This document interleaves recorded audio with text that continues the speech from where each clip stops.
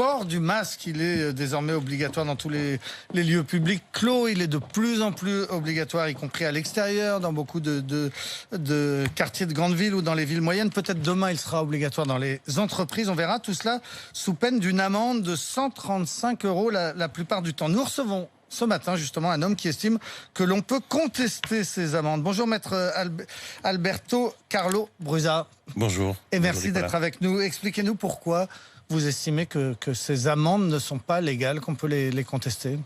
Premièrement, déjà, ce qui est choquant est l'approche qui est faite en France par rapport à cette obligation qui va être imposée, notamment maintenant aussi peut-être dans les entreprises. C'est-à-dire le fait, l'approche criminelle, utilise ce terme-là, pour bien comprendre que l'utilisation de la sanction pour amener les personnes à faire quelque chose. Déjà, la contextualisation de ce type, je dirais, de choix est pas du tout dans une approche que je définirais démocratique, parce que l'approche est faite par des préfets, par des décisions administratives, alors que peut-être quand il s'agit de choix de société, de choix de vie, il eût été important peut-être de porter le débat au sein d'un Parlement.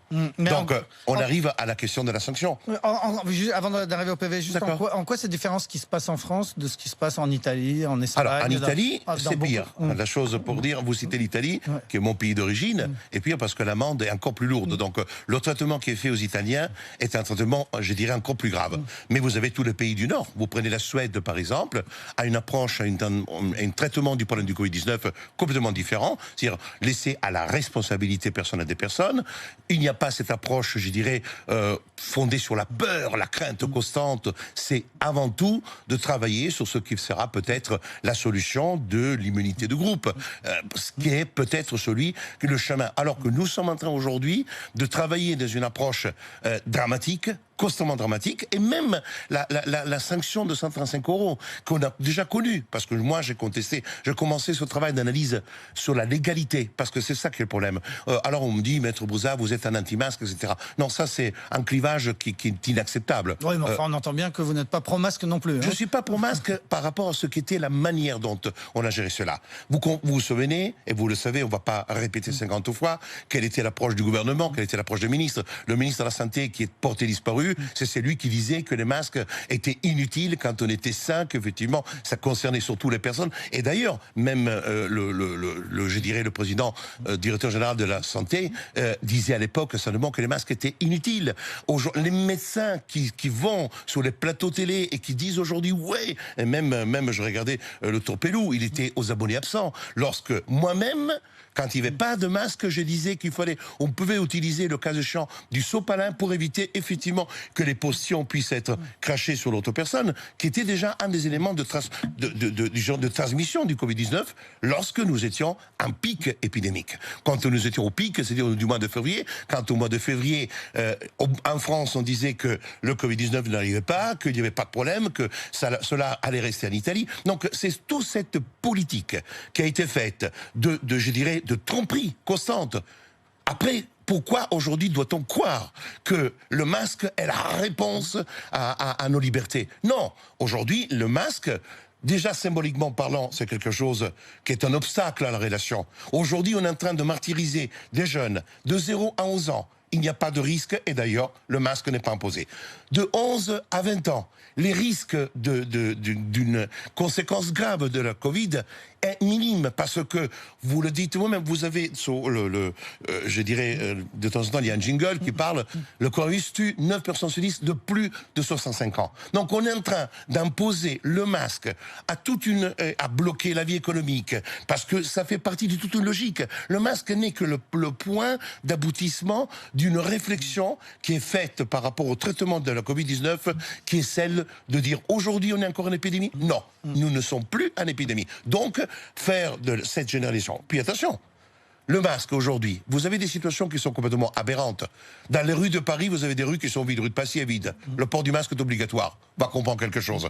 Vous prenez une décision du préfet. Vous avez un village, on m'appelle du Pays Basque parce qu'on a créé une association qui s'appelle Réaction 19, où nous glanons des infos. Eh bien, vous avez un village dans lequel le masque est obligatoire, le village de côté, comme si le Covid-19 s'arrête aux frontières. Oui, mais il y aura toujours des incohérences. Et quand on interroge les Français par sondage, leur réponse, justement, c'est peut-être que pour éviter ces incohérences, ils préféreraient que le port du masque soit généralisé. Mais laissons à la responsabilité de chacun. Aujourd'hui, nous sommes en train de tuer la liberté.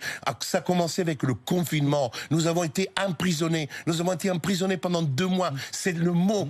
Vous savez, le papier qu'il fallait signer d'une heure de sortie. Moi, je fréquentais un tout petit peu plus des prisons avant, un peu moins aujourd'hui. Mais quand vous allez à Fleury, vous avez 1 heure de liberté. Eh bien, nous avions 1 heure de liberté. J'ai contesté. Et aujourd'hui, nous avons effectivement, dans le cadre de nos cotisations, beaucoup d'officiers du ministère public qui acceptent la cotisation pour violation du principe d'égalité. Et pour revenir sur la cotisation des amendes de 135 €, j'ai fait un avis. Cet avis, alors on dit c'était une fake news parce que certains osent écrire, un avis juridique.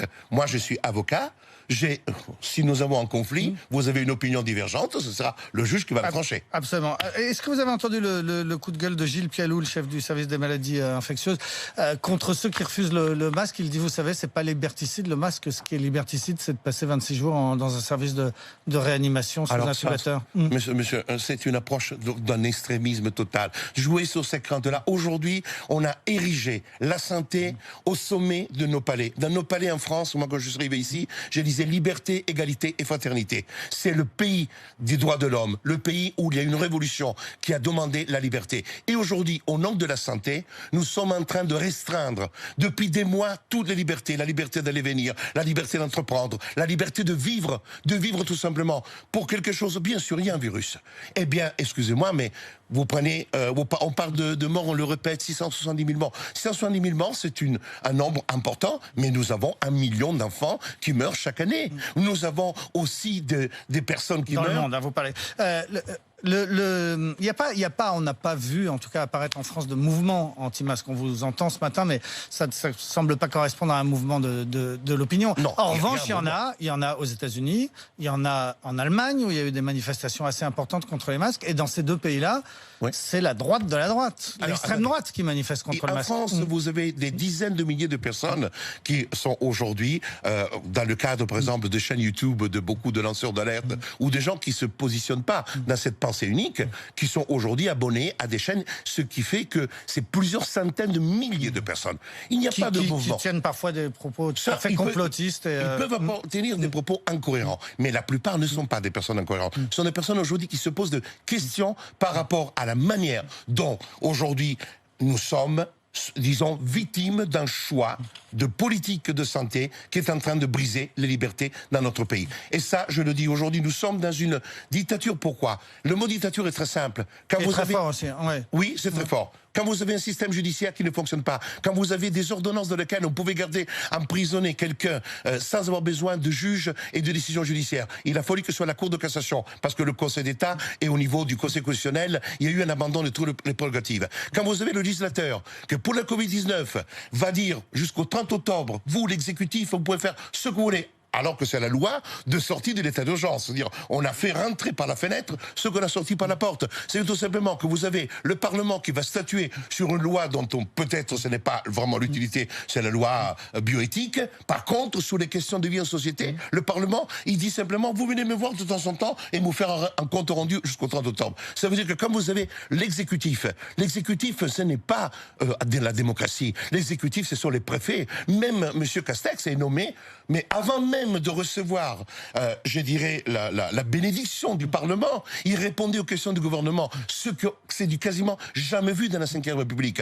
Quand nous, à la fac, on disait oui, le Parlement est une chambre d'enregistrement, moi, si j'étais prof de droit constitutionnel, j'aurais pété les plombs. Pourquoi? Parce que c'est une absurdité. Un pays comme la France, un pays qui est quasiment fondateur de la démocratie, qui se retrouve aujourd'hui à devoir discuter des petits choix de préfets, qui sont bien sûr des commis de l'État, mais qui ne sont pas du tout démocratiques au sein de la représentation du peuple. Je reviens au masque. Comment est-ce que vous pouvez être sûr qu'il ne sauve pas des vies, beaucoup de vies?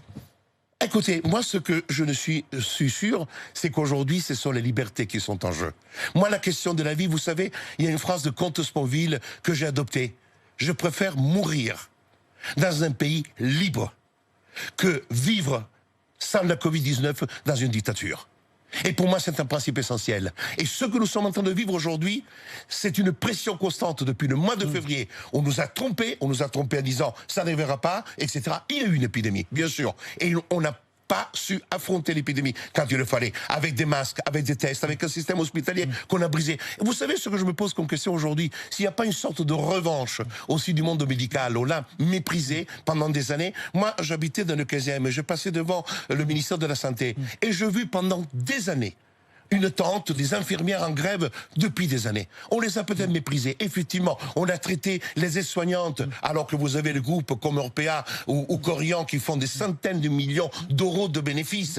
Ces gens qui travaillent dans les EHPAD, qu'effectivement, on n'avait même pas les masques pour se protéger. Voilà la réalité de ce qu'on a affronté au mois de février, au mois de mars. Alors, ce que vous dites, c'est beau. Hein. Je préfère mourir pour défendre ma liberté. On peut entendre ça dans les dictatures. On parlait de la Biélorussie il y a quelques minutes sur cette antenne. Mais là, vous êtes en train de nous dire, je préfère mourir au nom de ma liberté de ne pas porter le masque. Au nom de ma liberté, pas seulement du masque, la liberté de vivre, la liberté d'aller venir, la liberté d'entreprendre, restaurateurs qui sont en difficulté, compagnies aériennes qui ferment, pour des choix qui sont complètement scélérats, parce que le monde vivra toujours à devoir combattre des virus. Il y aura toujours. Nous combattons, nous luttons tous les jours contre les bactéries que nous avons, que nous portons, que nous transmettons. La vie humaine est une guerre constante entre des êtres vivants. Les virus sont des êtres vivants. Si est un être vivant naturel, c'est une chose. Après, est-ce que c'est manipulé? Ça, je ne sais pas. Je ne suis pas médecin. Ce qu'il y a comme réalité, c'est qu'aujourd'hui, on ne parle plus d'épidémie parce qu'il n'y a plus d'épidémie.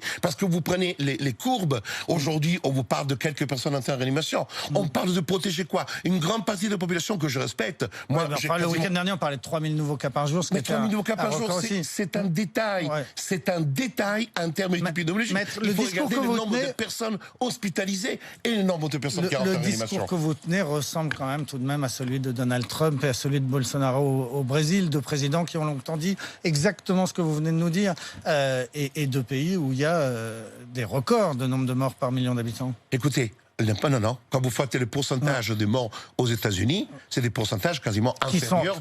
Qui sont en train de rejoindre. Inférieurs pour l'instant, mais en train de rejoindre la France. Nous verrons bien. Pour le moment, on parle sur des chiffres, les chiffres réels. Les chiffres réels sont.